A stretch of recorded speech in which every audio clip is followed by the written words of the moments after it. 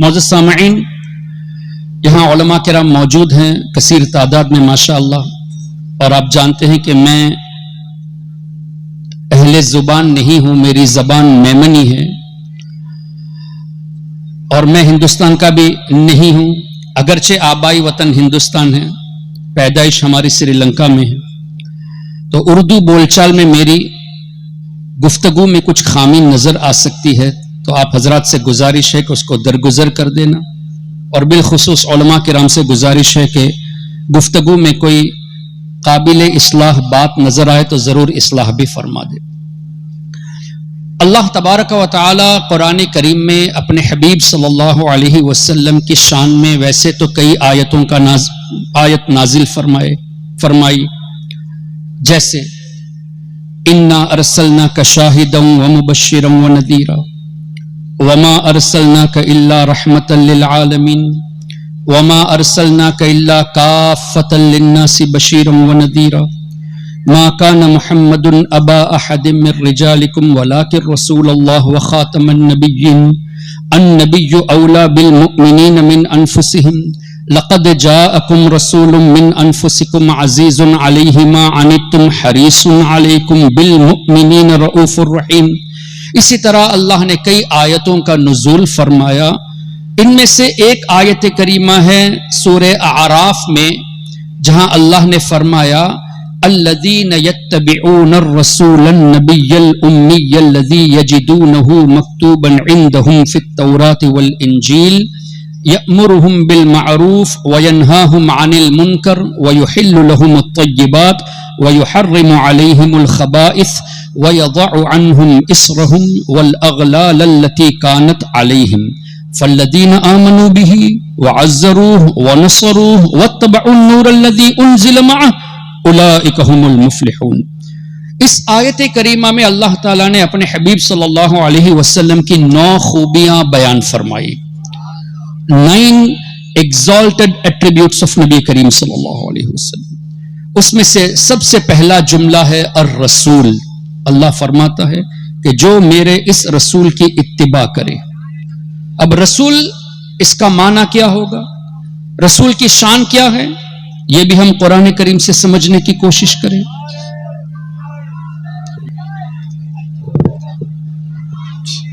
آپ حضرات تشریف رکھیں۔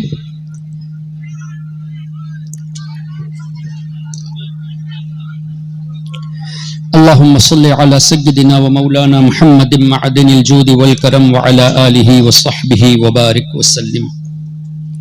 تو میں یہ عرض کر رہا تھا کہ رسول کی شان قرآن کریم سے سمجھنے کی کوشش کرتے۔ اللہ تبارک و تعالی نے ارشاد فرمایا وما ارسلنا من رسول الا بلسان قومه۔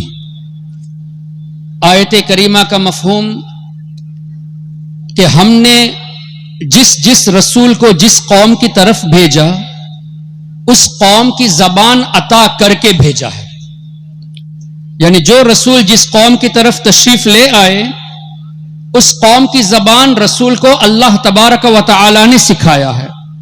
دلیل وما ارسلنا من رسول الا بلسان قومه۔ ہمارے آقا صلی اللہ تعالی علیہ وسلم خود ارشاد فرماتے ہیں کان النبی یبعث الی قومه خاصہ وبعثت الی الناس عامہ۔ دیگر انبیاء کرام علیہم الصلاۃ والتسلیم مخصوص قوموں کی طرف بھیجے گئے اور میں تمام لوگوں کی طرف رسول بنا کر بھیجا گیا۔ پھر مزید اللہ تعالیٰ نے ارشاد فرمایا وما ارسلناک الا کافۃ للناس بشیرا ونذیرا۔ اے حبیب، ہم نے آپ کو تمام انسانوں کے لیے رسول بنا کر بھیجا۔ تب انسانوں کے درمیان جتنی زبانیں بولی جاتی ہے ان سب زبان کا علم اللہ نے ہمارے آقا صلی اللہ علیہ وسلم کو عطا فرمایا۔ کیوں؟ وما ارسلنا من رسول الا بلسان قومه۔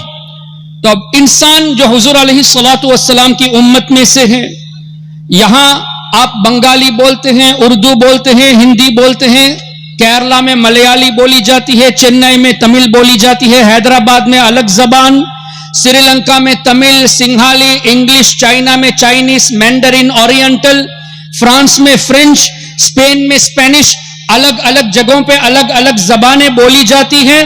तो इसका मतलब यह है कि जितनी भी जबानें बोली जाती है उन सब का इल्म हमारे आका सल्लल्लाहु अलैहि वसल्लम को अल्लाह ने अता फरमाया है। और फिर मजीद हमारे आका सल्लल्लाहु अलैहि वसल्लम ने यह भी इरशाद फरमाया, उरसिलतु इलल खल्क़ि काफ़ा, मैं तमाम मखलूक की तरफ रसूल बनाकर भेजा गया। और कुरान करीम में अल्लाह ने इरशाद फरमाया, तबारकल्लज़ी नज़्ज़लल फुरक़ान अला अब्दिही लियकून लिल आलमीन नज़ीरा, हमने हमारे रसूल को पूरे आलमीन के लिए नज़ीर रसूल बनाकर भेजा है। तो जब हमारे आका सल्लल्लाहु अलैहि वसल्लम आलमीन के लिए रसूल हैं, तो आलमीन में सिर्फ इंसान नहीं है, जिन्नात भी है, फरिश्ते भी हैं, जानवर भी है, परिंदे भी है। तो जब तमाम मखलूक की तरफ रसूल हैं तो पूरी मखलूक की जबान हमारे आका सल्लल्लाहु अलैहि वसल्लम जान रही है। फिर मजीद अल्लाह के रसूल सल्लल्लाहु अलैहि वसल्लम ने खुद इरशाद फरमाया कि अल्लाह तबारक व तआला ने मुझे ये खूबियां अता फरमाई। बुखारी, मुस्लिम देख लीजिए कैसे कैसे अल्फाजों से हुजूर अलैहिस्सलातु वस्सलाम ने खुद अपनी शान बयान फरमाई। अब आइए अंबिया किराम के ताल्लुक से अल्लाह तबारक व तआला ने और वजाहत फरमा दी। हजरत आदम अलैहिस्सलातु वस्सलाम की बात आई तो कुरान में कहीं आपको यह नहीं मिलेगा कि आदम अलैहिस्सलाम को उनके बेटों ने इल्म सिखाया, बल्कि कुरान करीम में है वअल्लमा आदमल अस्माअ कुल्लहा, अल्लाह ताला ने हजरत आदम अलैहिस्सलातु वस्सलाम को तमाम अशिया, तमाम चीजों के नाम सिखा दिए। दुनिया में जितनी भी चीज बनने वाली, जो बनने वाली और आगे बनने वाली, जो बन चुकी, जो बनने वाली है, तमाम चीजों के अस्मा मुफस्सिरून फरमाते हैं कि अरबी में नहीं, इब्रानी में सिर्फ नहीं, बल्कि अल्लाह ताला ने जितनी जबानें बनाई है उन तमाम जबानों में इन अशिया के नाम सिखा दिए हैं। और तफसीर खाजिन या रूहुल बयान में गालिबन लिखा है कि अल्लाह ताला ने हजरत आदम अलैहिस्सलातु वस्सलाम को 7 लाख जबानें अता फरमाई। तो सिखाया किसने नबी को? रब तबारक व तआला ने। हजरत सुलेमान अलैहिस्सलाम की बात आई तो अल्लाह ने फरमाया फफहमनाहा सुलेमान, हमने हजरत सुलेमान अलैहिस्सलातु वस्सलाम को हिकमत अता की, फहम अता किया। और मजीद हजरत सुलेमान और हजरत दाऊद अलैहिस्सलाम की बात आई तो अल्लाह ने फरमाया वलक़द आतैना दाऊद व सुलेमान इल्मा, हमने दाऊद अलैहिस्सलाम को इल्म अता किया, हमने सुलेमान अलैहिस्सलाम को इल्म अता किया। हजरत खिदर अलैहिस्सलाम की बात आई वअल्लमनाहु मिन लदुन्ना इल्मा, हमने हमारी तरफ से खिदर अलैहिस्सलातु वस्सलाम को इल्म अता किया। तमाम नबियों की जब बात आती है तो कहीं आपको यह नहीं मिलेगा कि नबी अपने उम्मत से सीखे हैं, बल्कि अल्लाह तबारक व तआला हुजूर अलैहिस्सलातु वस्सलाम और उनके सदक़े में तमाम अंबिया को सिखाने वाला है। फिर मजीद अल्लाह तबारक व तआला ने इरशाद फरमाया वउल्लिमना मंतिक़त तैर, सुलेमान अलैहिस्सलातु वस्सलाम को, दाऊद अलैहिस्सलातु वस्सलाम को अल्लाह ने यह खूबियां भी अता फरमाई कि परिंदों की जबान अल्लाह ने उन्हें सिखाया। यहां तक कि सूरे हूद में गालिबन वमा मिन दाब्बतिन फिल अर्दि इल्ला अलल्लाहि रिज़्क़ुहा, 12वें पारे की पहली आयत, अल्लाह ताला इरशाद फरमाता है जिसका मफहूम ये कि जितने भी जानदार जमीन में हैं उन सब की रोजी का जिम्मा अल्लाह ने अपने जिम्मे करम में ले लिया, सबको अल्लाह रोजी अता फरमाता है। इस आयत करीमा की तफसीर उठाकर देख लीजिए। मुफस्सिरून फरमाते हैं कि एक मर्तबा सैयदना नबी मूसा अलैहिस्सलातु वस्सलाम ने एक खूबसूरत पत्थर को देखा। अल्लाह ताला का इरशाद हुआ अपने असा मुबारक से पत्थर को मारिए। उन्होंने पत्थर पे मारा, क्रैक हो गया, 2 टुकड़े हो गए, उसके अंदर एक पत्थर मौजूद था। फिर अल्लाह का हुक्म हुआ उस पत्थर पे भी असा मारा जाए, उन्होंने मारा, वो भी क्रैक हुआ, उसके अंदर एक और पत्थर। अब कितने पत्थर हुए? एक पत्थर के अंदर दूसरा पत्थर, उसके अंदर तीसरा पत्थर, उसको भी मारा गया, वो भी क्रैक हुआ, उसके अंदर एक कीड़ा मौजूद था और कीड़े के मुंह में रोजी भी थी। پتھر کے اندر پتھر، اس کے اندر پتھر، اس کے اندر کیڑا، اور کیڑے کو اللہ نے روزی بھی عطا فرمائی، سبحان اللہ۔ اور حضرت موسیٰ علیہ السلام فرماتے ہیں کہ اس کیڑے نے اس طرح کہا، سبحان من یرانی، پاک ہے وہ ذات جو مجھے دیکھ رہا ہے، وَيَسْمَعُ كَلَامِي، جو میرے کلام کو سن رہا ہے، جو مجھے روزی عطا فرماتا ہے۔ حدیث پاک کا مفہوم کیا پتا چلا؟ کیڑے کی زبان حضرت موسیٰ علیہ السلام جان رہے ہیں اور سمجھ بھی رہے ہیں۔ اسی طرح نبی پاک صلی اللہ علیہ وسلم ایک موقع پہ ایک صحابی کے ساتھ تشریف لے گئے تھے، کہیں ایک نابینا پرندے کو دیکھا، اپنی زبان میں کچھ بول رہا تھا۔ اللہ کے رسول صلی اللہ علیہ وسلم نے اپنے صحابی سے اس طرح پوچھا کہ تم جانتے ہو یہ پرندہ کیا کہہ رہا ہے؟ صحابہ کرام کی عادت کریمہ، حضور علیہ السلام جب کچھ سوال فرماتے تو وہ اس طرح جواب دیتے، واللہ اعلم ورسولہ اعلم، اللہ بہتر جانے، اللہ کی عطا سے اس کے رسول بہتر جانے۔ بخاری شریف میں بھی آپ کو یہ الفاظ مل جائیں گے، واللہ اعلم ورسولہ اعلم۔ حضور علیہ السلام نے اس طرح ارشاد فرمایا کہ یہ پرندہ کہہ رہا ہے کہ اے اللہ تو نے مجھے نابینا بنایا ہے، اے اللہ مجھے بھوک لگی ہے، روزی کا انتظام فرما دے۔ تھوڑی دیر نہ ہوئی، ایک کیڑا اس پرندے کے منہ کے قریب آیا، اس نے اس کو کھا لیا۔ پھر حضور علیہ السلام نے پوچھا یہ پرندہ کچھ کہہ رہا ہے، کیا کہہ رہا تھا؟ اگین صحابی رسول نے اس طرح فرمایا، اللہ بہتر جانے اور اللہ کی عطا سے اس کا رسول بہتر جانے۔ حضور علیہ السلام نے فرمایا کہ یہ پرندہ اللہ کا شکر ادا کر رہا ہے۔ اس طرح کے مفہوم والی احادیث کیا پتا چلا؟ ہمارے آقا صلی اللہ علیہ وسلم پرندے کی زبان کو بھی جانتے ہیں۔ اب جب پوری کائنات کے لیے رسول ہے تو کائنات میں جتنی مخلوق ہے سب کی زبان اللہ تبارک و تعالی نے اپنے حبیب صلی اللہ علیہ وسلم کو سکھا دیا، اور اتنا سکھا دیا کہ اللہ تعالیٰ نے ارشاد فرمایا، الرحمن علم القرآن خلق الانسان علمہ البیان۔ علماء کرام موجود ہے، علمہ البیان کی تفاسیر اٹھا کر دیکھ لیجئے، چاہے تفسیر طبری ہو، چاہے تفسیر بیداوی ہو، چاہے تفسیر نصفی ہو، چاہے تفسیر بغوی، چاہے تفسیر خازن ہو، تمام تفاسیر کا نچوڑ دیکھ لیجئے۔ علماء کرام مفسرون فرماتے ہیں کہ اللہ تعالیٰ نے حضور علیہ السلام کو ما کان وما سیکون الی یوم القیامہ، جو کچھ ہو چکا وہ بھی سکھا دیا، قیامت تک جو کچھ ہونے والا ہے وہ تمام باتیں اللہ نے اپنے حبیب کو سکھا دی ہے۔ تو نبیوں کو سکھانے والا اللہ تبارک و تعالی، حضور علیہ السلام کو اللہ نے علم عطا فرمایا۔ اب حضور صلی اللہ علیہ وسلم کی یہ شان قرآن کریم سے، لیکن آج دیوبندیوں کے ان اکابر نے اپنی کتابوں میں لکھا، جیسے کہ مولانا فاروق خان رضوی صاحب نے ابھی بتایا، براہین قاطعہ میں خلیل احمد امبیٹوی نے کیا لکھا؟ معاذ اللہ رب العالمین، حضور علیہ السلام کے علم کو اگر ثابت کرنے جاؤ گے تو یہ ایمان کا حصہ نہیں بلکہ شرک ہے، اور شیطان کا علم حضور علیہ السلام سے بھی زیادہ ہے۔ مجھے بتائیے، ہمارے آقا صلی اللہ علیہ وسلم کے بارے میں آیتیں موجود ہے، وَعَلَّمَكَ مَا لَمْ تَكُنْ تَعْلَمْ، اے حبیب ہم نے آپ کو وہ تمام چیزیں سکھا دی جو آپ نہیں جانتے تھے۔ اس آیت کی تفسیر اٹھا لیجئے، اگین ٹیک تفسیر طبری، تفسیر نصفی، تفسیر بیداوی، تمام بڑی بڑی تفاسیر کو اٹھا لیجئے۔ اس آیت کریمہ کی تفسیر میں مفسرون فرماتے ہیں، علم علم الاولین والآخرین، اللہ نے حضور علیہ السلام کو اولین کا علم بھی سکھا دیا، آخرین کا علم بھی سکھا دیا۔ اور آگے مفسرون فرماتے ہیں کہ اللہ نے حضور علیہ السلام کو منافقین کے مکر کو بھی بتا دیا کہ منافقین ایسے ایسے مکر کرتے ہیں۔ اور آگے لکھتے ہیں مفسرون، وَضَمَائِرُ الْقُلُوبِ، لوگوں کے دلوں میں کیا ہے وہ بھی اللہ نے حضور علیہ السلام کو بتا دیا۔ اب مفسرون کا یہ عقیدہ قرآن کریم کی تفسیر سے پتا چلا کہ حضور علیہ السلام کو اللہ تعالیٰ نے تمام چیزیں سکھا دی جو ہونے والی ہے، جو ہو چکی ہے، یہاں تک کہ آپ کے دل میں کیا ہے، میرے دل میں کیا ہے وہ بھی حضور جانتے ہیں۔ لیکن کیا شیطان کے بارے میں یہ آیت اس طرح آئی ہے وَعَلَّمَ شیطان الاسماء کلہا؟ نہیں، وَعَلَّمَ آدم الاسماء کلہا ہے، وَعَلَّمَكَ ہے، وَعَلَّمَ الشیطان مَا لَمْ تَكُنْ تَعْلَمْ نہیں ہے۔ اس طرح کی آیتیں شیطان کے تعلق سے نہیں ہے بلکہ حضور علیہ الصلوۃ والسلام کے تعلق سے ہے۔ لیکن براہین قاطعہ میں خلیل احمد امبیٹوی نے لکھا شیطان کا علم حضور کے علم سے زیادہ ہے، اور اتنی بے وقوفی کر دی، اتنی شرارت کر دی کہ یہ بھی لکھتا ہے کہ حضور کا علم ثابت کرنے جاؤ گے تو مشرک ہو جاؤ گے، یہ ایمان کا حصہ نہیں۔ مجھے بتائیے محترم حضرات، شرک کا مطلب کیا ہوا؟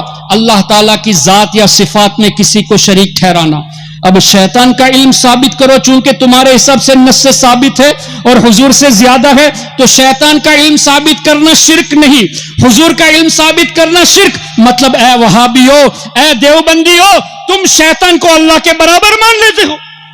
اگر حضور کے علم کو ثابت کرنا شرک ہے تو شیطان کے علم کو ثابت کرنا بھی شرک ہوگا۔ اگر یہ شرک نہیں ہے تو تم نے شیطان کو اللہ کے برابر کر دیا۔ یہ ہے ان کی جہالت، اور یہ آج بھی ان کی کتابوں سے چھپ رہی ہے۔ اور جب ان سے پوچھا جاتا ہے تو یہ بھی جواب دیتے ہیں کہ ہمارے بزرگوں نے جان بوجھ کر نہیں لکھا، ان سے غلطی ہو گئی۔ اگر تم اس بات کو مانتے ہو کہ انہوں نے جان بوجھ کر نہیں لکھا تو آج وہ کتابیں چھاپ کیوں رہے ہو؟ اس کتاب کا چھاپنا بند کر دو۔ اچھا، پھر تم کہتے ہو کہ حضور علیہ الصلوۃ والسلام کو علم غیب نہیں ہے، تمہارے پاس یہ غیب کا علم کہاں سے آ گیا کہ براہین قاطعہ لکھنے والے قاسم نانوتوی کی نیت یہ نہیں تھی؟ یہ تمہیں کیسے پتا چل گیا؟ تم تو حضور کے علم کا انکار کرتے ہو اور یہ بھی کہتے ہو کہ ان کا ارادہ ایسا نہیں تھا۔ اس کا مطلب یہ ہے کہ یہ صرف جسٹیفائی کرتے ہیں اور لوگوں کو گمراہ کرنے کی کوشش کرتے ہیں۔ اسی طرح اللہ کے رسول صلی اللہ تعالی علیہ وسلم کے بارے میں اللہ تعالیٰ نے ارشاد فرمایا، بہت واضح آیت سورہ توبہ کے آخر میں، لقد جاءکم رسول من انفسکم عزیز علیہ ما عنتم حریص علیکم بالمؤمنین کیا ہے؟ رؤوف الرحیم، بالمؤمنین رؤوف الرحیم۔ نص قرآن، رب فرماتا ہے مومنین کے لیے میرا رسول رؤوف بھی ہے، رحیم بھی ہے، مومن کے لیے مہربان ہے۔ اب مجھے بتائیے، الحمدللہ ہم سب مومن ہیں کہ نہیں؟ اللہ اور اس کے رسول پر ایمان لائے تو ہم بھی مسلمان۔ جب ہم مسلمان ہیں تو الحمدللہ آج بھی ہمارے آقا اللہ کی عطا سے ہم پر مہربان ہے، آج بھی رؤوف ہیں، آج بھی رحیم ہیں۔ اے دیوبندیو، تم اس بات کو نہیں مانتے، ہم تم سے جھگڑا ہی کیوں کرے؟ قرآن میں اللہ نے بالمؤمنین رؤوف الرحیم فرمایا، مومنین کے لیے مہربان ہے۔ اگر اپنے کو مومن مانتے ہو تو حضور کو آج بھی رحمت مانو، اور اگر حضور کو آج رؤوف و رحیم نہیں مانتے تو تمہارا problem. You do not consider yourself to be believers، تم اپنے کو مومن نہیں مانتے، یہ تمہارا پرابلم ہے۔ اور اسی طرح رب نے فرمایا، النبی اولا بالمؤمنین من انفسہم، میرا نبی مومنین کی اپنی جانوں سے زیادہ قریب ہے۔ تو جب حضور مومن کی جان سے زیادہ قریب ہے، ہم مومن ہیں تو حضور آج بھی ہم سے قریب ہے، اتنے قریب ہے کہ ہماری جان سے زیادہ قریب ہے۔ اے نجدیو، اے دیوبندیو، تم حضور علیہ الصلوۃ والسلام کے تعلق سے یہ عقیدہ رکھتے ہو معاذ اللہ، جیسا کہ اسماعیل دہلوی نے لکھا کہ حضور علیہ الصلوۃ والسلام معاذ اللہ مر کر مٹی میں مل گئے، یہ صراحتاً حدیث کے خلاف ہے۔ کیوں؟ پہلی بات تو یہ کہ حضور نے فرمایا الانبیاء احیاء فی قبورہم یصلون، اللہ کے تمام نبی اپنی قبروں میں موت کا مزہ چکھنے کے بعد حیات ہیں، یصلون نمازیں ادا کرتے ہیں۔ حضور لفظ حیات استعمال فرماتے ہیں، تم مرنے کا لفظ استعمال فرماتے ہو، تم مردے کا لفظ استعمال کرتے ہو، جبکہ ہم موت کا انکار نہیں کرتے۔ ایسے الفاظ کیوں نہیں بولتے کہ حضور علیہ الصلوۃ والسلام اس دنیا فانی سے رخصت ہو چکے، ٹیمپرری ورلڈ سے پرماننٹ ورلڈ کی طرف گئے، انتقال فرمائے؟ اس طرح کے الفاظ کیوں نہیں بولتے؟ لفظ مردہ کیوں کہتے ہو جو حدیث کے صراحتاً خلاف ہے؟ کیوں اللہ کے رسول نے فرمایا احیاء، اور یہ قرآن کریم کے بھی خلاف ہے؟ کیا اللہ نے انبیاء کے غلاموں کے بارے میں نہیں فرمایا وَلَا تَقُولُوا لِمَنْ يُقْتَلْ فِي سَبِيلِ اللَّهِ أَمْوَاتٌ، جو اللہ کی راہ میں شہید ہوئے ان کو مردہ نہ کہو، جبکہ نماز جنازہ پڑھی گئی، تدفین ہو گئی، روح جسم سے جدا ہو گئی، پھر بھی رب نے مردہ کہنے سے منع فرمایا۔ اور آگے سورہ آل عمران میں وَلَا تَحْسَبَنَّ الَّذِينَ قُتِلُوا، گمان بھی مت کرو کہ وہ مردہ ہے۔ اللہ انہیں روزی عطا فرماتا ہے، وہ اللہ کے نزدیک زندہ ہے۔ تو جب قرآن میں حیات کا لفظ موجود اور منع کیا گیا کہ نہ مردہ کہو نہ مردہ سوچو، تم انبیاء کرام کو لفظ مردہ سے یاد کرتے ہو، اور انبیاء کرام کے سردار، پوری کائنات کے سردار نبی پاک صلی اللہ علیہ وسلم کے لیے اس طرح کے الفاظ تم کہتے ہو کہ نبی مر کر مٹی میں مل گئے۔ ایک تو حیات، لفظ حیات کے خلاف ہوا، دوسرا حضور علیہ الصلوۃ والسلام نے فرمایا ان اللہ حرم علی الارض ان تأکل اجساد الانبیاء، بے شک اللہ نے زمین پر حرام قرار دیا کہ وہ نبیوں کے جسموں کو کھائے۔ فنبی اللہ حی، اللہ کے نبی حیات ہیں، یرزق، روزی بھی دی جاتی ہے، یہاں بھی حیات کا لفظ ہے۔ اور مٹی جب کھا نہیں سکتی تو جسم سلامت ہے، جب جسم سلامت ہے تو تم ہوتے کون ہو کہنے والے کہ مٹی میں مل گئے ہیں؟ یہ بھی تو حدیث کے خلاف ہوا، حدیث کے خلاف واضح تم بیان کرتے ہو، کتابوں میں لکھ کر تم چھاپتے ہو، اور سنیوں کو مشرک کہتے ہو۔ حضور علیہ الصلوۃ والسلام کے بارے میں جب رب نے فرما دیا النبی اولا بالمؤمنین من انفسہم، مومنین کی اپنی جانوں سے زیادہ قریب ہے، مطلب حیات ہیں تبھی تو قریب ہے، موت کا مزہ چکھنے کے بعد حیات ہیں تبھی تو قریب ہے۔ ارے ہم اس وقت اسنسول ویسٹ بنگال میں ہیں، اس وقت سری لنکا میں کتنے مسلمان ہیں، آپ کے بنگلہ دیش میں کتنے ہیں، یورپ میں کتنے مسلمان ہیں، عرب میں کتنے مسلمان ہیں، جہاں جہاں مسلمان ہیں ان سب کے قریب ہمارے آقا ہے۔ اس کا مطلب حضور کو پتا ہے کون سا مومن اس وقت کس جگہ پر موجود ہے، ورنہ قریب کیسے ہوتی؟ بنگلہ دیش کے مسلمانوں سے بھی قریب، ٹوکیو کے مسلمانوں سے بھی قریب، ڈربن کے مسلمانوں سے بھی قریب، دلی کے مسلمانوں سے بھی قریب۔ کیا پتا چلا؟ اللہ کے حبیب اللہ کی عطا سے یہ جانتے ہیں کہ کون مسلمان کس جگہ پر موجود ہے۔ یہ بھی تفسیر سے ثابت کیا جا سکتا ہے۔ اللہ نے ارشاد فرمایا انا ارسلناک شاہدا، اے حبیب ہم نے آپ کو گواہ بنا کر بھیجا، لیکن اعلی حضرت پر قربان جائے، اعلی حضرت نے اس کا ترجمہ فرمایا اے میرے نبی ہم نے آپ کو حاضر و ناظر بنا کر بھیجا، جبکہ شاہدن کا معنی ان جنرل گواہ ہے، لیکن اعلی حضرت فرماتے ہیں کہ اللہ نے فرمایا ہم نے آپ کو حاضر و ناظر بنا کر بھیجا۔ اور الحمدللہ ہم نے جب ایسی آیتوں کو دیکھا جو بظاہر ایسا لگتا ہے کہ ڈائریکٹ ٹرانسلیشن نہیں ہے، پھر تفسیر اٹھا کر دیکھتے ہیں تو بات وہی، نچوڑ وہی جو اعلی حضرت نے فرمایا۔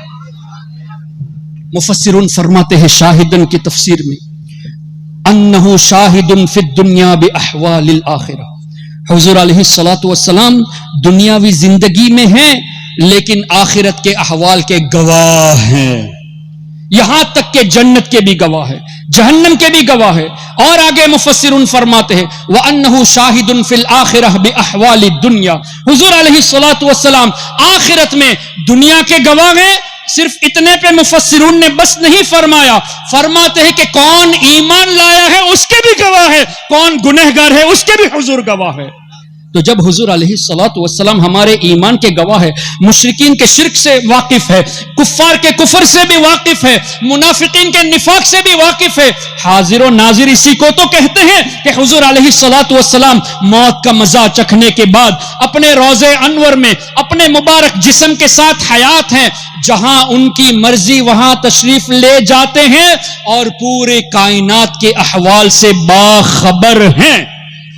یہ تفسیر کی روشنی میں ہے، اور اسی کا ترجمہ تو سیدی اعلیٰ حضرت نے حاضر و ناظر فرمایا، اور وَعَلَّمَكَ مَا لَمْ تَكُنْ تَعْلَمْ کا ترجمہ اعلیٰ حضرت نے کیا فرمایا، عَلَّمَهُ الْبَيَانَ کا ترجمہ کیا فرمایا۔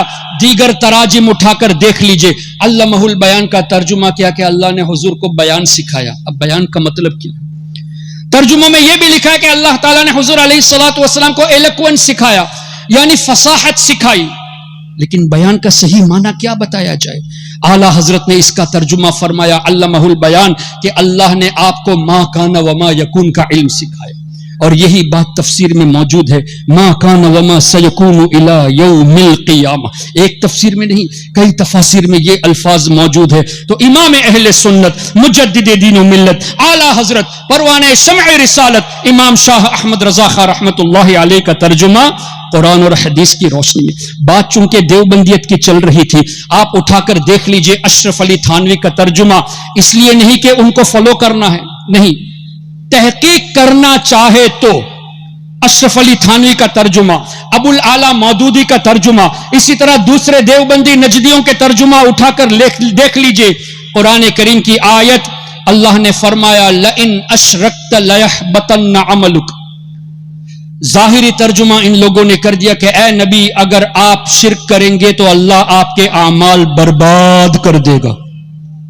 لئن اشرکت لیحبطن عملک، اگر آپ شرک کریں گے تو آپ کے تمام اعمال برباد کیے جائیں گے. یہ نجدیوں نے ترجمہ کیا، دیوبندیوں نے ترجمہ کیا، لیکن اعلی حضرت امام اہل سنت نے ترجمہ فرمایا اے سننے والے، اے میرے نبی کے ذریعے اس بات کو سننے والے، اے سننے والے، تم اگر شرک کرو گے تو تمہارے اعمال برباد کیے جائیں گے. حضور سے خطاب نہیں، بظاہر خطاب حضور سے، لیکن پیغام امت کو. اس آیت کی ترجمے میں اعلی حضرت نے یہ جو اے سننے والے فرمایا اپنی طرف سے نہیں، بلکہ مفسرون نے فرمایا ایھا السامع، اے سننے والے کے لفظ کا لفظ یہ تفسیر میں موجود ہے. اور مفسرون نے یہ بھی فرمایا الخطاب للنبی والمراد به امته، خطاب بظاہر حضور سے ہے لیکن مراد امت ہے، یعنی امت کو یہ پیغام دیا جا رہا ہے. حضور تو شرک کر ہی نہیں سکتے، کیوں؟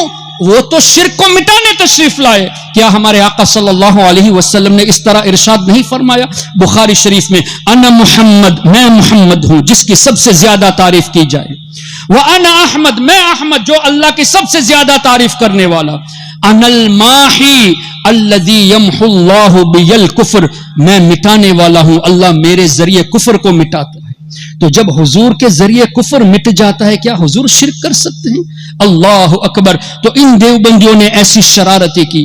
ایک اور شرارت ان دیوبندیوں نے کی ہے. قرآن کریم میں سورہ بقرہ میں غالباً 121 نمبر آیت اور 140 یا 42 میں بھی دو جگہ پہ اس طرح کے الفاظ وَلَئِنِ اتَّبَعْتَ أَهْوَاءَهُم مِّن بَعْدِ مَا جَاءَكَ مِنَ الْعِلْمِ مَا لَكَ مِنَ اللَّهِ مِن وَلِيٍّ وَلَا نَصِيرٍ، جس کا مفہوم ہے کہ اے نبی جو یہ ترجمہ کرتے اگر آپ یہودیوں کی اور نصرانیوں کی پیروی کریں گے تو اللہ آپ کی مدد نہیں فرمائے گا. اے نبی اگر آپ یہودی اور نصرانی کی پیروی کرو گے اللہ آپ کی مدد نہیں کرے گا. اس آیت کی تفسیر اٹھا کر دیکھ لیجئے، یہاں بھی مفسرون نے یہی فرمایا الخطاب للنبی والمراد به امته، یہ حضور کے ذریعے امت کو پیغام دیا جا رہا ہے کہ اے میری امت کے لوگوں تم اگر ان کی پیروی کرو گے تو اللہ کی مدد نہیں ملے گی.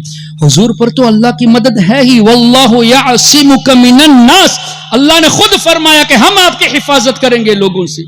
تو حضور علیہ الصلوۃ والسلام کیسے یہودیوں کی اور نصرانیوں کی پیروی کر سکتے ہیں؟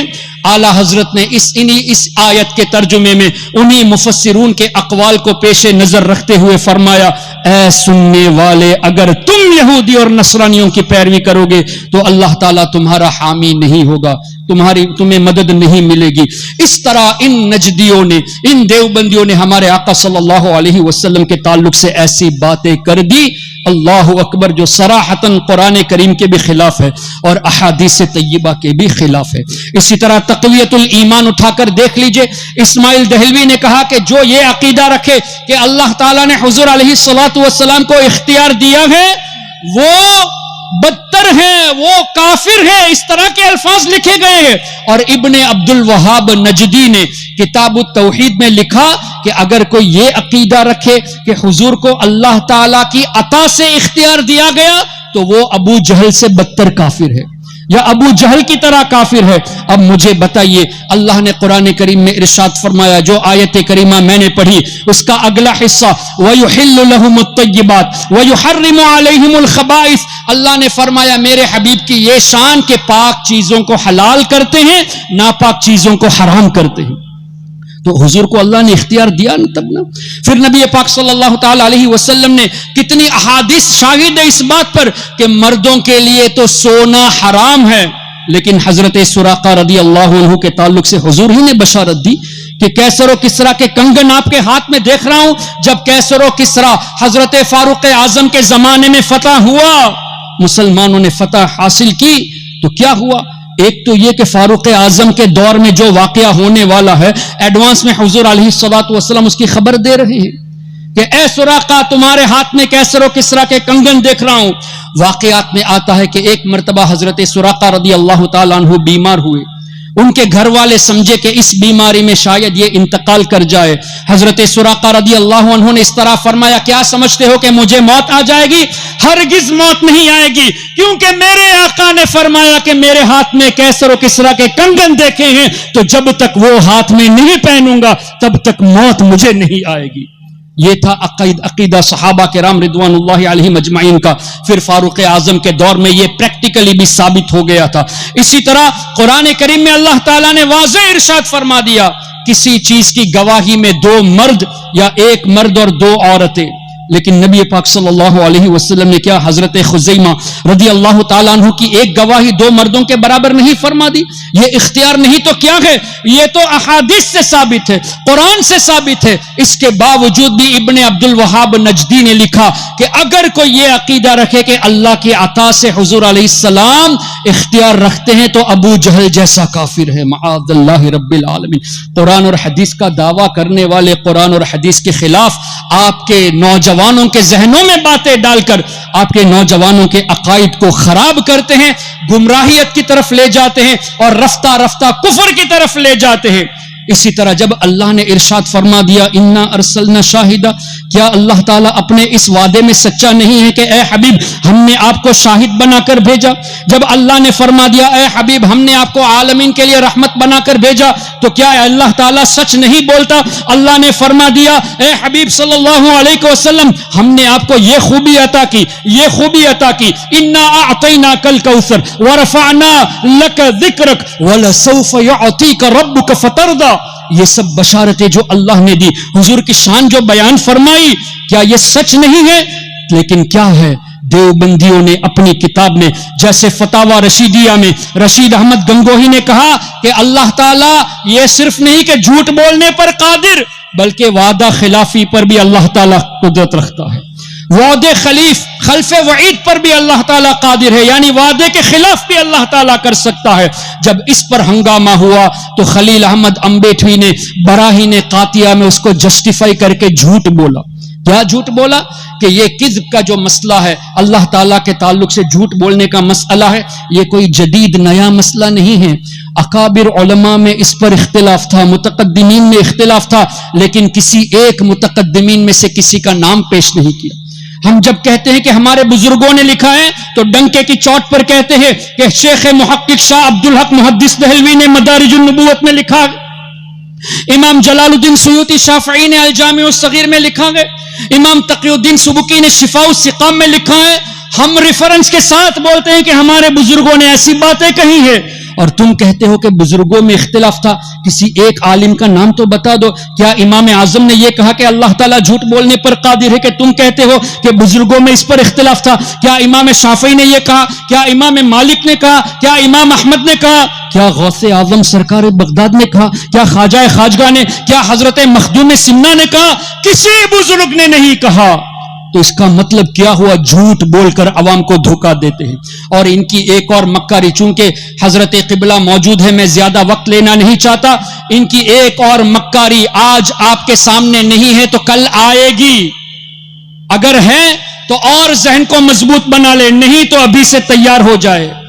جو عربی جاننے والے علماء ہیں جن کو دیوبندیوں کی حقیقت نہیں معلوم, ان علماء کے سامنے خلیل احمد امبیٹوی نے اشرف علی تھانوی کے مرنے کے بعد, قاسم نانوتوی کے مرنے کے بعد, رشید احمد گنگوہی کے مرنے کے بعد یہ خلیل احمد امبیٹوی حرمین شریفین پہنچا. اور وہ دور تھا کہ ان چاروں پر جو کفر کا فتویٰ دیا گیا تھا اکابرین دیوبند پر, جن علماء نے کفر کا فتویٰ دیا تھا ان تمام علماء دنیا سے پردہ کر چکے تھے. تو بعد والے علماء کے پاس خلیل احمد امبیٹوی گیا اور کہا کہ آپ کے بڑے علماء نے ہم پر کفر کا فتویٰ دیا ہے, جبکہ ہمارے عقائد تو وہی ہے جو آپ کے ہیں. المہند نام کی کتاب لکھی, اور المہند میں یہ لکھتے ہیں کہ ہم اس چیز کو مانتے ہیں, میلاد کو ہم مانتے ہیں, نیاز کو مانتے ہیں, فاتحہ کو مانتے ہیں, ہمارا عقیدہ یہ ہے, وسیلہ کو ہم مانتے ہیں. تو بعد والے علماء نے اب یہ کہا کہ اگر تمہارے عقائد یہ ہیں تو کفر کا فتویٰ پھر نہیں ہے. اب عرب علماء کے سامنے ان لوگوں نے مکاری کی, وہاں یہ کتابیں دکھائی, हिंदुस्तान, पाकिस्तान, बांग्लादेश में अभी भी वो पुरानी किताबें छाप भी रहे। ये मुनाफिकत नहीं तो और क्या है। यहां आपके यहां देवबंदियों की मस्जिद करीब में है, यहां देवबंदी रहते हैं, कान खोल कर सुन ले देवबंदियों, ऐसी मुनाफिकत को छोड़ दो। किसी के सामने अपने दिफा के लिए मुहन्नत पेश करते हो और यहां के लोगों को गुमराह करने के लिए बराहीन कातिया, हिफ्जुल ईमान, फतावा रशीदिया और दीगर किताबें छापकर लोगों को गुमराह करते हो। ये देवबंदियों की मुनाफिकत इतनी खतरनाक है कि मैं तो कहता हूं गैर मुकल्लिद अहले हदीस वहाबी अगरचे बदतरीन लोग हैं, कुरान करीम की वो आयतें जो मुशरिकीन के ताल्लुक से नाजिल हुई, उन आयतों को अल्लाह के नेक बंदों पर फिट किया। और हजरत अब्दुल्ला इब्ने उमर रदी अल्लाह अन्हुमा का फरमाना बुखारी शरीफ में मौजूद खवारिज के बाब में कि ये बदतरीन मखलूक है खारजी, वर्स्ट क्रिएशन है। क्यों? जो आयतें मुशरिकीन के ताल्लुक से नाजिल हुई, उन आयतों को नेक बंदों पर फिट किया। आज का वहाबी भी यही करता है।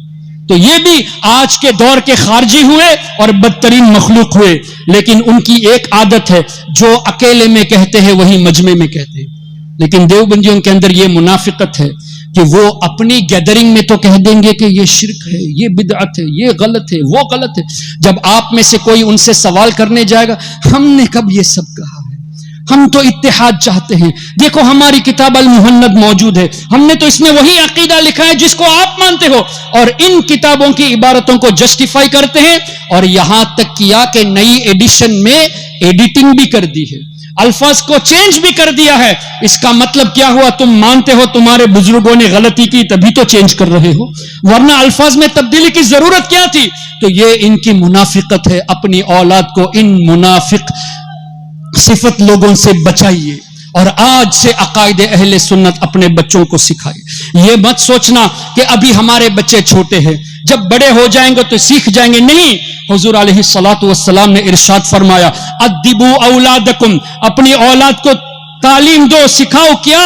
3 खसलतें। उसमें पहली बात जो फरमाई, हुब्ब नबीयकुम, अपने नबी की मोहब्बत औलाद को सिखाओ। फिर फरमाया अहले बैत की मोहब्बत, और बाद में फरमाया वतिलावतिल कुरान, कुरान करीम की तिलावत। जबकि कुरान में हर शय का जिक्र है, वला रतबिन वला याबिसिन इल्ला फी किताबिन मुबिन वला असगर मिन दालिक वला अकबर इल्ला फी किताबिन मुबिन वनज़्ज़लना अलैकल किताब तिबयानन लिकुल्लि शै। हर चीज का वाज़ेह बयान कुरान में है, छोटी बड़ी चीज का जिक्र कुरान में है, खुश्को-तर चीज का जिक्र कुरान में है। इसके बाद भी हुजूर फरमाते कि पहले नबी की मोहब्बत सिखाओ, फिर अहले बैत की मोहब्बत का तज़किरा, उसके बाद तिलावत कुरान। क्या पता चला हुजूर की मोहब्बत में, अहले बैत की मोहब्बत में, सहाबा की मोहब्बत में कुरान पढ़ोगे तो हिदायत पर रहोगे, और हुजूर के बुग़्ज़ में, अहले बैत और सहाबा के बुग़्ज़ में कुरान पढ़ोगे तो हिदायत मिलने वाली नहीं। ये भी कुरान का ही फैसला है ना, युदिल्लु बिही कसीरा व यहदी बिही कसीरा। कितने लोग कुरान पढ़कर गुमराह होते हैं, जबकि कुरान पढ़कर गुमराह होने का सवाल नहीं, चूंकि हुब्बे रसूल नहीं है, बुग़्ज़े रसूल के साथ पढ़ते हैं। और हुजूर की शान, जो बेऐब नबी हैं, उनके बेऐब नबी की शान में ऐब तलाश करने लगे। क्या किसी यहूदी को देखा कि तौरात का तज़किरा करते हुए ये कहा हो कि हमारे मूसा अलैहिस्सलातु वस्सलाम की खामी हम तौरात में ढूंढ रहे हैं? क्या कभी किसी नसरानी को देखा है कि इंजील के ताल्लुक से ये कहे कि ईसा अलैहिस्सलाम की खामियां हम इंजील में देख रहे हैं? लेकिन आज का कलमा पढ़ने वाला कुरान खोलता है तो ये देखता है कि कहां हुजूर की बेअदबी की गई, कहां हुजूर को अल्लाह ने डांटा माअज़ल्लाह, जबकि अल्लाह ने कहीं भी डांटा नहीं है। आयतों को मिसकोट करते, ये खोल के देखते हैं कि कहा अल्लाह ने ये फरमाया कि हुजूर को ये खबर नहीं, वो खबर नहीं। अल्लाह अकबर। क्या ये कलमा पढ़ने वाले की शान हो सकती है? नबी का कलमा पढ़कर बेऐब नबी की शान में बेअदबी के अल्फाज इस्तेमाल करना और ऐब ढूंढना। अल्लाह अकबर। नबी पाक सल्लल्लाहु अलैहि वसल्लम की शान तो ऐसी कि ऐब तो दूर, अल्लाह ने जो औसाफ अता फरमाए वो खत्म होने के ऐब से भी पाक है। तभी तो आला हजरत ने फरमाया, सरवर कहूं के मालिको मौला कहूं तुझे, बागे खलील का गुले जेबा कहूं तुझे, तेरे तो वस्फ या रसूल अल्लाह, आपके जो औसाफ है ऐबे तनाही से हैं बरी, खत्म होने के ऐब से भी पाक है। ये हमारे आका की शान है। क्यों? वरफ़अना लक ज़िक्रक वलल आखिरतु खैरुल लक मिनल ऊला। हर आने वाली घड़ी पिछली घड़ी से बेहतर। तो अब हुजूर का दर्जा और बुलंद हो गया, अब और बुलंद हो गया। हर घड़ी बुलंद होता रहता है तो ऐब ختم ہونے کے عیب سے پاک ہوئے تو اعلی حضرت نتیجے میں فرماتے ہیں تیرے تو وصف عیب تناہی سے ہیں بری، حیران ہوں میرے شاہ میں کیا کیا کہوں تجھے، لیکن رضا نے ختم سخن اس پہ کر دیا، خالق کا بندہ خلق کا آقا کہوں تجھے۔ اس کو اور آسان لفظوں میں اعلی حضرت کے بڑے صاحبزادے حجت الاسلام مولانا حامد رضا خان رحمت اللہ علیہ نے یوں فرمایا، محمد مصطفیٰ نور خدا نام خدا تم ہو، شہ خیر الورا شان خدا صلی علی تم ہو، حبیب کبریا تم ہو، امام الانبیاء تم ہو، محمد مصطفیٰ تم ہو، محمد مجتبی تم ہو، غریبوں درد مندوں کی دوا تم ہو، دعا تم ہو، فقیروں بے نواؤں کی صدا تم ہو، ندا تم ہو،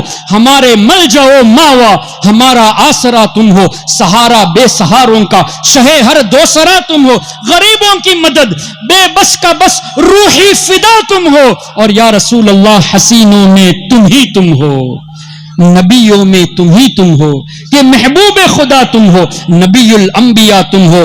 اتنی تعریف کرنے کے بعد فرماتے ہیں مولانا حامد رضا رحمت اللہ علیہ کہ یا رسول اللہ ہم آپ کو خدا تو نہیں کہہ سکتے اور نہ ہی خدا سے جدا کہہ سکتے، فرماتے ہیں خدا کہتے نہیں بنتی، جدا کہتے نہیں بنتی، تو کیا کہا جائے؟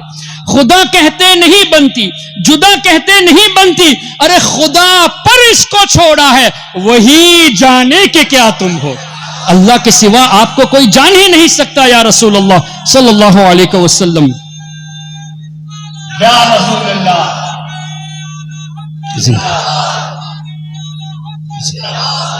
تو اس طرح اللہ کے رسول صلی اللہ علیہ وسلم کی شان قرآن اور حدیث کی روشنی میں بیان کی گئی ہے، اور ہمارا مقصد بھی یہی ہے کہ نبی پاک صلی اللہ علیہ وسلم کے تعلق سے جو قرآن اور حدیث کو اپنی طرف سے تراجم پیش کر کے مسکوٹ کر کے جو آپ کے ایمان کو لوٹتے ہیں ان سے بچانے کی کوشش ہمارے اکابرین کی ہے اور ہمارے علماء ہمارے مفکرین کی ہے۔ اس لیے ضروری ہے کہ آج سے ہی، کل کا بھی انتظار مت کرے، ابھی سے نیت کر لے کہ ہمیں عقائد اہل سنت سیکھنا ہے، اور اس کے لیے اتنے علماء آپ کے یہاں ماشاءاللہ موجود ہیں، آپ ان سے کہیں گے کہ حضرت ہمیں ہفتے میں 1 گھنٹہ ٹائم دیجئے، بہار شریعت میں 12-13 چیپٹر ہے عقائد کے تعلق سے، اللہ پر کیسے ایمان رکھا جائے، نبیوں پر کیسے ایمان رکھا جائے، فرشتوں پر کیسے ایمان رکھا جائے، جنت جہنم یوم آخرت شفاعت ان سب کا تذکرہ موجود ہے، اور شفاعت کی جب بات آئی تو ان نجدیوں نے شفاعت کے تعلق سے بھی انکار کر بیٹھے، اور حضور علیہ الصلوۃ والسلام نے پہلے ایڈوانس میں یہ بات فرما دی، اور یہ حدیث پاک آج ترکی کے جو کنسٹرکشن ہے مدینہ شریف میں مسجد نبوی شریف میں وہاں یہ حدیث لکھی بھی ہوئی ہے۔ کیا حدیث ہے؟ شفاعتی یوم القیامت حق، میری شفاعت روز قیامت یہ حق ہے، فمن لم یؤمن بها لم یکن من اہلہا، جو میری شفاعت پر ایمان نہیں رکھتا اس کو شفاعت سے حصہ نہیں ملے گا۔ تو جس کو شفاعت چاہیے وہ ایمان رکھے، یہ نجدی ایمان نہیں رکھتے، ان کو شفاعت کی ضرورت نہیں، اور شفاعت تو ایسی کہ حضور علیہ الصلوۃ والسلام نے یہاں تک فرمایا یشفع یوم القیامت 3 گروہ روز قیامت شفاعت کریں گے، الانبیاء ثم العلماء ثم الشہداء، جماعت انبیاء شفاعت کرے گی، شہداء شفاعت کریں گے، اور شہداء سے پہلے علماء کا تذکرہ ہے، علماء شفاعت کریں گے، شہداء شفاعت کریں گے، اور بھی حدیثوں میں آیا حفاظ شفاعت کریں گے، حاجی شفاعت کریں گے، اسی طرح چھوٹے بچے جو انتقال کر جاتے ہیں وہ شفاعت کریں گے، لیکن حدیث میں یہ بھی آیا کہ انبیاء کرام یہ فرمائیں گے جیسے حضرت آدم، حضرت نوح، حضرت موسیٰ، حضرت عیسیٰ، حضرت ابراہیم علیہ السلام، نفسی نفسی اذهبوا الی غیری، کسی اور نبی کے پاس جاؤ، یہ کیوں فرمائیں گے جب حضور نے فرمایا کہ انبیاء بھی شفاعت فرمائیں گے؟ انبیاء جب شفاعت کریں گے تو یہ کیوں فرمایا؟ اور اعلیٰ حضرت نے یہ کیوں فرمایا؟ خلیل و نجی، مسیح و صفی، سبھی سے کہیں بھی بنی یہ بے خبری کہ خلق پھری کہاں سے کہاں تمہارے لیے، اسی میں اس کا جواب ہے، کہاں سے کہاں تمہارے لیے، یعنی یہ کہ یا رسول اللہ دراصل بات یہ ہے کہ یہاں آپ کی شان اس طرح دکھانا مقصود کہ انبیاء کرام جانتے ہیں کہ وہ شفاعت فرمائیں گے، لیکن اذهبوا الی غیری کہنے میں حکمت یہ ہے ہم اس وقت شفاعت کریں گے جب ہمارے سب کے نبی شفاعت کا دروازہ کھولیں گے، حضور شفاعت کا دروازہ کھولیں گے, اس کے بعد ہم سب شفاعت کریں گے. اس کو بہت واضح لفظوں میں اعلی حضرت نے یوں فرما دیا, خلیل و نجی, مسیح و صفی, سبھی سے کہیں بھی بنی یہ بے خبری. اب رہی بات, کتابوں میں آیا, بخاری شریف میں ہے, مسلم شریف میں ہے, دیگر کتب احادیث میں ہے کہ سب کے سب آدم علیہ السلام کے پاس جائیں گے, نہ صرف ان کی تعریف کریں گے بلکہ ان سے مدد بھی مانگیں گے. جو نبی شرک اور کفر کو مٹانے آئے, اگر مدد مانگنا وہ بھی اللہ کے کوٹ میں شرک ہوتا تو کیا اللہ تعالیٰ اس کی اجازت دیتا کہ تمام انسان آدم علیہ السلام کے پاس جائے؟ اچھا, پھر آج دنیا میں تقریباً 8 بلین لوگ ہیں. آج سے 100 سال پہلے کتنے رہے ہوں گے, 500 سال پہلے کتنے رہے ہوں گے, اور آج سے 100 سال کے بعد کتنے بلینز ہوں گے؟ اب آپ ایک اندازہ کر تو نہیں سکتے, ایک امیجنیشن ہمارے سمجھنے کے لیے. اربوں خربوں کی تعداد میں لوگ دوڑتے ہوئے حضرت آدم علیہ السلام کی تعریف کریں گے ان کے پاس جا کر, اور ان سے مدد مانگیں گے. کیسا وہ منظر ہوگا؟ پھر ان اربوں خربوں لوگوں کو آدم علیہ السلام فرمائیں گے کہ تم دوسرے نبی حضرت نوح علیہ السلام کے پاس جاؤ. ایک نبی دوسرے نبی کی طرف بھیج رہے ہیں, تو تمام اربوں لوگ دوڑتے ہوئے حضرت نوح علیہ السلام کے پاس جائیں گے, تعریف بھی کریں گے, مدد بھی حاصل کریں گے. وہ کہیں گے ابراہیم علیہ السلام کے پاس جاؤ, تو تمام لوگ یہ حضرت ابراہیم علیہ السلام کے پاس جائیں گے. پھر حضرت موسیٰ علیہ السلام, پھر حضرت عیسیٰ علیہ السلام. آخر میں حضرت عیسیٰ علیہ السلام اس طرح فرمائیں گے تم ان کے پاس جاؤ جو ہم سب کے آقا ہیں, ہم سب کے نبی ہیں. اور حضور کیا فرمائیں گے؟ اذهبوا الى غیری, کسی اور کے پاس جاؤ. اگر یہ فرما دے تو ہم جائیں کہاں؟ حضور تو فرمائیں گے انا لہا, میں تو شفاعت کے لیے ہوں. اور بخاری مسلم دیگر کتب احادیث حضور علیہ الصلوۃ والسلام فرماتے ہیں میں اللہ کی بارگاہ میں ایک طویل سجدہ کروں گا, او کما قال, اس سجدے میں اللہ کی ایسی حمد بیان کروں گا کہ الفاظ وہ حمد کے اس وقت دیے جائیں گے. غیب کی خبر ہے کہ نہیں؟ میں سجدہ کروں گا, ایسا ایسا ہوگا, اور وہ الفاظ مجھے دیے جائیں گے. اور الفاظ کیسے ہوں گے؟ آج تک کسی نے اللہ کی ایسی حمد بیان نہیں کی, وہ ایسے الفاظ ہوں گے. پھر اللہ فرمائے گا یا محمد, اے میرے حبیب صلی اللہ علیہ وسلم, ارفع رأسک, سجدے سے اپنے سر مبارک کو اٹھائیے. قل, آپ کہیے, تسمع, آپ کی بات سنی جائے گی. سل تعطا, آپ مانگیے, آپ کو عطا کیا جائے گا. واشفع تشفع, آپ شفاعت کیجئے, آپ کی شفاعت قبول کی جائے گی. حضور فرماتے ہیں کہ روز قیامت اللہ کی اجازت ملے گی, میں شفاعت کروں گا. کئی حدیثیں ہیں, ایک حدیث اس سلسلے میں پیش کر دیتا ہوں. حضور علیہ السلام فرماتے ہیں انی اشفع یوم القیامت لاکثر مما علی وجہ الارض من شجر وحجر ومدر, او کما قال. حضور فرماتے ہیں بے شک روز قیامت زمین میں جتنے درخت ہے, جتنے پتھر ہے, جتنے کنکر ہے, ان سب سے زیادہ لوگوں کی میں شفاعت کروں گا. آپ کو پتا ہے آسنسول میں کتنے درخت ہے؟ آسنسول شہر میں کتنے پتھر ہے, کتنے کنکر ہے؟ یہاں روئے زمین کی بات ہو رہی ہے. انی اشفع یوم القیامت لاکثر مما علی وجہ الارض, ارض کا لفظ ہے, تو مطلب حضور جانتے ہیں کہ روئے زمین میں کتنے درخت ہیں, کتنے پتھر اور کتنے کنکر ہیں, اور کتنے لوگوں کی میں شفاعت کروں گا. حضور ایڈوانس میں جانتے ہیں.